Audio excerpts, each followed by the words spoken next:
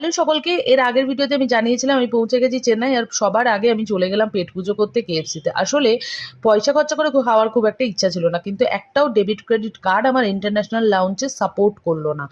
মোদ্দা কথা, অকাজ সাপোর্ট করলো না। এরপরে আমি চলে গেলাম ইমিগ্রেশনে, কারণ যেতে হবে আমাকে ভিন দেশে।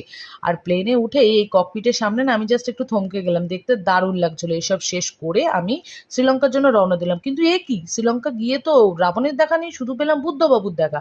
আর ফাইনালি আমার এই খ্যাসটা মার্কা লাগেজ ব্যাগটা কালেক্ট করে যখন বাইরে বেরোলাম, দেখলাম শ্রীলঙ্কায় এসেছি তো নাকি চন্দননগরের লাইটিং দেখছি। ফাইনালি যখন সামনে ওয়েলকাম টু শ্রীলঙ্কা লেখা, তখন আশ্বস্ত হলাম না না ঠিক আছে, শ্রীলঙ্কাতেই এসেছি। আবার দেখলাম উবের, কিন্তু আমি উবেরে যাব না। আমার জন্য অপেক্ষা করছে এই সুন্দর বাসটা। এই বাসে করে যখন নামলাম দেখলাম আরে বাস, আমি তো এসেছি তাজ দ্য 5 স্টার হোটেলে। জীবনে প্রথমবার 5 স্টারে থাকবো। আর ঢুকেও আমার রাজপ্রাসাদ রাজপ্রাসাদ ফিল হচ্ছিল।